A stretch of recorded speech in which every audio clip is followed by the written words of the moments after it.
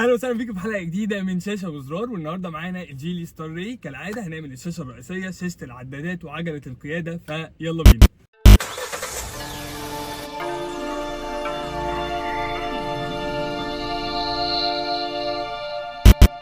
اول حاجه هنبدا بيها الشاشه الرئيسيه. الشاشه الرئيسيه اللي موجود معانا هنا الوول بيبر. الوول بيبر دي ممكن تبقى ستاتيك، وول بيبر ثابته، او وول بيبرز متغيره. طيب بغيرها ازاي؟ بدوس دوسه طويله على الوول بيبر بيجي لي لفوق خلفيه ديناميكيه، او طبعا لو انت بالانجلش تبقى الشاشه مقلوبه هتبقى موجوده الناحيه الثانيه. خلفيه ديناميكيه بتتغير، خلفيه ثابته كده خلاص حط لي وول بيبر ثابته. الالبوم المحلي ده لو انا موصل صور لو انا موصل صور ممكن او مدخلها مثلا ببلوتوث او بفلاشه، اقدر اختار ما بينهم، وعندي هنا الالبوم وعندي هنا الصور المختلفه. ارجع تاني على الهوم بوتون. عندي اول حاجه ان انا لو سحبت من على الشمال هيوديني على الابلكيشنز، لو انت بالانجلش هتسحب يمين هيوديك على الابلكيشنز. ومن تحت من هنا كده لو سحبت سحبه خفيفه هيطلع لي النظام بتاع المساعده في الركب. اعمل له من هنا من السهمين يطلع لي الكاميرات ال 360. من هنا اقدر افعل دي واجيب الزوايا المختلفه للعربيه. من هنا اقدر اخليها 3 دي واتغير فيها زي ما انا عايز. من هنا احط الخطوط بتاعه عجله القياده، هتلف معايا عجله القياده هتظهر. بالمناسبه لو انا ضربت اشاره هيظهر معايا الاشاره كمان في 3 دي، بتظهر بسرعه جدا والريزوليوشن بتاعتها كويسه جدا. معايا هنا الترس يطلع لي الاوبشنز المختلفه. الربط بالقياده عشان لو حد وانت سايق حد قرب منك، قربت من عائق او حاجه، يشتغل الكاميرات 360 لوحدها. تاثير محيط الابعاد انه يفتح لك 360 ما يفتحلكش الكاميرا بس اللي جنبك. من هنا تقدر تخلي العربيه شفافه وانت ماشي يقرا هو يسيف الارض تحت العربيه ويظهرها لك. نقدر نرجعها تاني. عندنا من فوق هنا ايكونز سريعه ممكن توصلك من هنا بالكونكتيفيتي، سواء من هنا تقدر تخش على طول على الابل كار بلاي ان هو الموصول، ومن هنا الاعدادات بالسيتنجز بتاعه البلوتوث، اسم البلوتوث وكلمه المرور واختيار نوع البلوتوث تجيبها من هنا. دي الكونكتيفيتي. ومن هنا الحاجه المتوصله بتاعه الابل كار بلاي. من هنا لو انا دوست دلوقتي على الهوم سكرين بتخفي الويدجز دي، لو دوست عليها تاني الويدجز بتطلع عندي من تحت. من هنا اختصار تاني للميوزك، والميوزك برضو اقدر اجيبها من هنا، سواء بقى الراديو، اليو اس بي، البلوتوث، الابل كار بلاي. مش عايزين ندخل عليه تاني. لو رجعت تاني للهوم بوتوم دوست عليها تخفي الويدجز، طلعتها تظهر الويدجز. من هنا الالبوم بتاع الصور، ومن هنا الكونكتيفيتي بتاعت الموبايل، الاتصال وجهات الاتصال وكده. عندي من هنا التحكم في التكييف، اقدر اتحكم على طول في درجه الحراره من هنا بتتغير الامبيانت لايت معاه، واقدر اتحكم على طول في مروحه من هنا. دوست عليها يجيب لي التحكم في التكييف. اقدر اتحكم على طول في مروحه بالتاتش او من الزراير دي. هنا عندي الديفوجنج الامامي والخلفي. من هنا اخلي التكييف اوتوماتيك. من هنا دخول الهواء من بره. من هنا اقدر اغير درجه الحراره. من هنا اقدر اغير درجه الحراره او اعمل لها سينكرونايز بين الاثنين. هنا مكان الهواء، هنا قفل وفتح التكييف، قفل وفتح الكمبريسور، اخلي التكييف على الماكس او اخلي التكييف على الايكو اخف حاجه. والسيتنجز ان انا يديني نوتيفيكيشن او تنبيه ان انا اقفل الازاز لما اشغل التكييف. عندي بعد كده من هنا اقدر اقلب بقى على الابلكيشنز. طبعا من هنا الابلكيشنز اجيبها بالسوايب او اجيبها من هنا. هنا برضو الديفوجنج، وهنا التحكم في الصوت. الابلكيشن تكييف، الاتصال مع الموبايل شفناه. المعرض لو انت موصل يو اس بي. من هنا المالتي ميديا المختلفه، سواء بقى راديو او بلوتوث او اندرويد اوتو او ابل كار بلاي. من هنا السيتنجز بتاعت العربيه او بتيجي من هنا هنشوفها دلوقتي. هنا 360 اللي شرحناها، والاوتو دو مكان الاندرويد اوتو والابل كار بلاي. ندخل على سيتنجز العربيه. معايا 6 قوائم هنا اقدر اغير ما بينهم، او ان انا اسكرول وهو بيغير ما بينهم لوحده. قوه التوجيه بتاعت عجله التحكم في عجله القياده عندي هنا وضعيتين بس، تقيل وخفيف. ممكن اخليه رابطه مع الدرايف مود، اخليها سبورت فتبقى تقيله، او عاديه او نورمال يعني فتبقى خفيفه، او اخليها انا مانيوال لطيفه، او سبورت اللي هي التقيله. عندي بعد كده الهيد اب ديسبلاي، اقفلها وافتحها. الوضع الثلجي يخلي الكتابه باللون اللبني عشان تبان على اللون الابيض. من هنا ادوس عليها اتحكم من اليمين في البرايتنس بتاع الهيد اب ديسبلاي، وفي الارتفاع بتاعه فوق وتحت الارتفاع يمين وشمال البرايتنس. عندي بعد كده الاضاءه المحيطيه الامبيانت لايت، ممكن اقفلها او اخليها لون ثابت، او اخليها هنا ثيمز مختلفه. هنا لون ثابت اختار من ار جي بي 64 لون، او ان انا اقفلها خالص. ومن هنا اقدر اربطها سواء مع التكييف، مع تتغير مع لون درجه حراره التكييف، او ان اربطها مع الميوزك فهتتربط مع الميوزك الراديو والبلوتوث. التوصيل اليو اس بي والابل كار بلاي ما بتشتغلش للاسف معاه. من هنا الهيد لايتس الاماميه ممكن اقفل. ده الفولو مي، نورة المكان الوصول. الفولو مي تفضل النور منور لك بعد ما بتقفل العربيه. فده ممكن اقفله او اخليه من 30 ثانيه لحد 90 ثانيه. ده الويلكم لايت، لما تقرب من العربيه تلعب لك اللايت بتاع الويلكم. من هنا لما تفتح الباب يفتح لك الهيد لايتس ولا لا. بعد كده دخلنا في القائمه الثالثه بتاعه الصوت. ده صوت مسند الراس اللي موجود ورايا. ممكن يبقى هنا وضع مشترك يشتغل مع العربيه كلها. وضعيه القياده وانا سايق بيديني انا بس وانا سايق. الوضع الخاص ده برايفت، ده يديني على الاثنين الاماميين، والوضع الخاص برايفت ليا انا لوحدي بس. بعد كده هنا التبديل الذكي، ده العربيه اللي تقرر لوحدها، مثلا جالك مكالمه تيجي لك هي لوحدك على الراكب الامامي السايق يعني. او لو انت عايز مثلا تشغل ميوزك تبقى توزع هي لوحدها الميوزك بين السماعات المختلفه. عندي بعد كده وضع المؤثرات الصوتيه، ده اخلي الاولويه للصف الامامي بس ولا الاولويه للصف الخلفي بس، ولا يبقى في توازن كامل في العربيه. الصوت المحيطي ده بتاع السراوندنج، العربيه فيها سراوندنج من انفينيتي. وبعدين دي النغمه بتاعت لما ادوس على التاتش بتاع الشاشه فيعمل لي صوت، ولا يعني اختار كلاسيكي ولا ساعه قديمه، دي اصوات مختلفه. مثلا دلوقتي بقت ده الصوت بتاع ساعه قديمه، او ان انا اقفل خالص الكليك، الصوت بتاع الكليك. ده تعديل درجه الصوت حسب السرعه وانت سايق. كل ما بتعلي في سرعتك بيوطي الصوت بتاع الميوزك، سوري، كل ما بتعلي في سرعتك بيعلي الصوت بتاع الميوزك اللي شغال.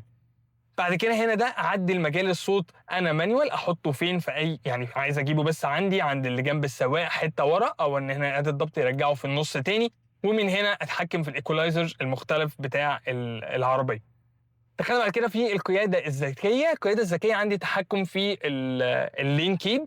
فاللين كيب معايا ان هو كده افتحه كده شغل لي اللين كيب يرجع لي تاني في الحار. بعد كده عندي مساعده في حاله الطوارئ. حاله الطوارئ دي لو انت انحرفت العربيه طلعت هو يرجعك تاني. دي ممكن تفصلها تشغلها، يعني ممكن تبقى قافل مساعده الحاره وفاتح بس حاله الطوارئ، او قافل الاثنين. التحذير بقى لما تيجي تطلع من الحاره ممكن تقفل التحذير خالص، او تخليه تحذير صوتي او اهتزاز في عجله القياده فايبريشن.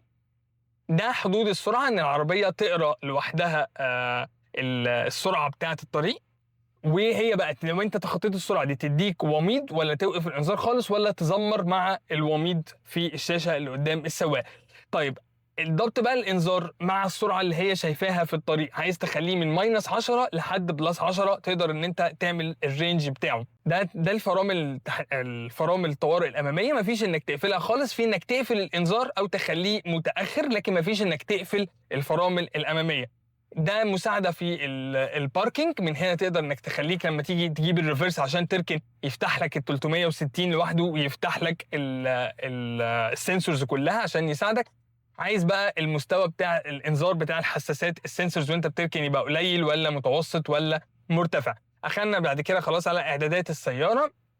سيد دخول السياره ده بيحرك لك الكرسي لقدام وورا، كومفورت اكسس او ايزي اكسس. لما تيجي تقعد تفتح الباب يرجع الكرسي ورا، تقعد يطلع الكرسي لقدام. ده لما تبقى عايز تدور على العربيه من الريموت يعملها كلاكس بس ولا كلاكس واضاءه ولا اضاءه بس. ده انك لما تقرب من العربيه تفتح لوحدها، لما تبعد عنها تقفل لوحدها. ده لما تقفل اللوك بتاع العربيه من بره بعد ما نزلت يقفل هو الازاز لوحده ولا لا. ده لما تقفل العربيه يديك كلاكس ينبهك ان العربيه قفلت ولا ما يعملش صوت، ده مهم جدا. دخلنا بعد كده على منظومه القوه. بدء وايقاف تشغيل المحرك، ده في وانت في الزحمه العربيه بتقفل المحرك وترجع تشغله تاني لوحدها.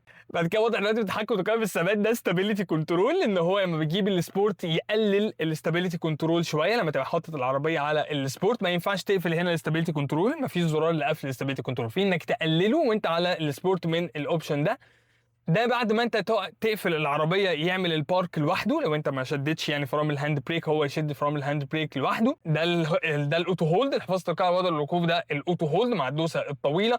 ده الهيل ديسنت كنترول للتحكم في النزول في المنحدرات. حتى الترجمه هنا اخيرا ترجمه كويسه. بعد كده عندنا ده الوايرلس تشارجنج الموجود هنا، تقدر انك تقفله وتفتحه. بالمناسبه بيديك لما تبقى حاطط موبايلك بيديك من فوق نسبه الشحن اللي موجوده. قيود الترفيه اثناء القياده عشان ما تقدرش تشغل فيديو وانت سايق العربيه، لو انت قافله كده تقدر تشغل فيديو على الشاشه.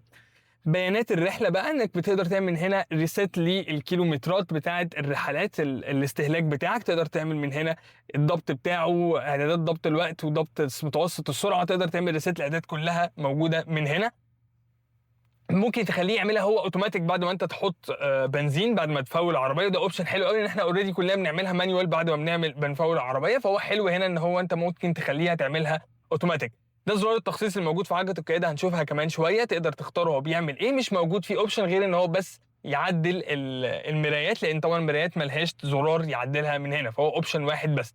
اعداد المساحات ده عشان لما تيجي تغير المساحه الاماميه او المساحه الخلفيه، فانت تعمل كده هتلاقيه طلع لك المساحه القدام وثبتها لك عشان تبعدها وتغير المساحه، وده موجود في الامامي والخلفي. قفلته رجعت المساحه مكانها تاني، فده للمينتنس. اخر حاجه العام معايا فيه ضبط الوقت، ضبط الوحدات، وبعدين اداره التخزين من هنا. لو انت حاطط ميموري بيحط لك فيها بقى صور قد ايه زي التابلت، صور قد ايه فيها، صوتيات قد ايه، فيديوز قد ايه وما الى ذلك. تقدر تمسح كمان الجانك من هنا. اللغه عربي وانجليزي موجود بس. ومن هنا تعمل ريسيت، اعاده ضبط المصنع. واخر حاجه دي خالص بتاعه الاوتو دو اللي موجود مكان الاندرويد اوتو. طبعا انت هتوصل دونجل وتوصل اندرويد اوتو بتاعك. كده خلصنا الشاشه الوسطيه، ويلا بينا بسرعه ناخد عجله القياده وشاشه العداد. عجلة القيادة عندي من الناحية اليمين هنا التحكم في الميوزك، فوق وتحت بيعلي ويوطي الصوت، يمين وشمال بيبدل، والمود بيغير بين المالتي ميديا المختلفة سواء بقى راديو، وبعدين عندك مثلا ابل كار بلاي او البلوتوث لو انت موصل بلوتوث. عندي من هنا الميوت، ومن هنا الاوامر الصوتية. ولو انت موصل اندرويد اوتو بيشغل لك موصل ابل كار بلاي بيشغل لك سيري.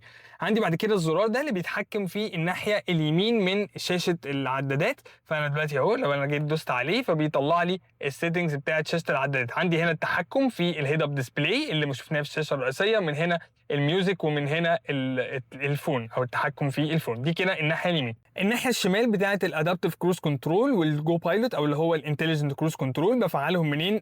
بدوسه واحده كده بفعل الادابتيف كروز كنترول، دوسه طويله بفعل الجو بايلوت، او انا ممكن ابدل اصلا من السهمين دول. فمن انا جيت بصيت هنا دلوقتي هلاقي ان انا كده جو بايلوت وكده ادابتيف كروز كنترول، ببدل من الاسهم اللي موجوده هنا. طيب ده اللي بيعمل ريسيت للسرعه، ده اللي بيتحكم في المسافه مع اللي قدامي. طبعا بقلل وازود السرعه من فوق وتحت. من هنا كنسل عشان اقفله، ودي النجمه اللي بتديك الكنترول على المرايات الجانبيه. فانا لو دوست دلوقتي على الستار دي هيطلع لي من هنا التحكم في المرايات الجانبيه، واقدر اتحكم فيها من الزرار اللي هنا ده. الشاشه الوسطيه عندي الناحيه اليمين اللي بتحكم فيها من الناحيه اليمين من عجله القياده، فيها ان انا اخد الميديا او المكالمات او الموبايل يعني، والهيد اب ديسبلاي، التحكم في السيتنجز بتاعت الهيد اب ديسبلاي. في النص بيبقى الاداس. الناحيه الشمال هنا موجود فيها السيتنجز بتاعت العربيه او الحالات بتاعت العربيه كلها. طيب ببدل منين؟ من يعني مثلا عندي هنا عداد الاميال، حاله الاطارات تي بي ام اس، الرحلات، وحاله المركبه لو فيها اي مشاكل. ببدل منهم منين؟ ببدل من الدراع اللي موجود بتاع النور هنا، من الزرار بتاع الريسيت ده بدوس عليه يبدل لي ما بين الصفحات اللي موجوده على الشمال هنا. عندي من هنا الدراع بتاع النور، اقدر اخليه اوتو او اخليه على العالي او اخليه على فاتح بس التابلو. طبعا فوق وتحت الاشارات، والزرار اللي تحت موجود عندي هنا ده بتاع الفوجات. عندي من هنا الدراع بتاع المساحات، اقدر من هنا انا اتحكم في السرعه بتاعه المساحات، وبرده فوق وتحت بتحكم في السرعه بتاعتي. طبعا قدام وورا بيعمل لي الميه الواشنج. وعندي من هنا ببدل على المساحه الخلفيه، تعمل مره واحده ولا تفضل شغاله 3 مرات. عندي على الشمال مفيش غير التحكم بس في ارتفاع الاضاءه الاماميه، وما عنديش اي زراير تانية موجوده في العربيه. كده خلصنا الجيلي ستار ري، خلصنا الشاشه الوسطيه، عجله القياده بشاشه العدادات، ونشوفكم في حلقه جديده. باي باي.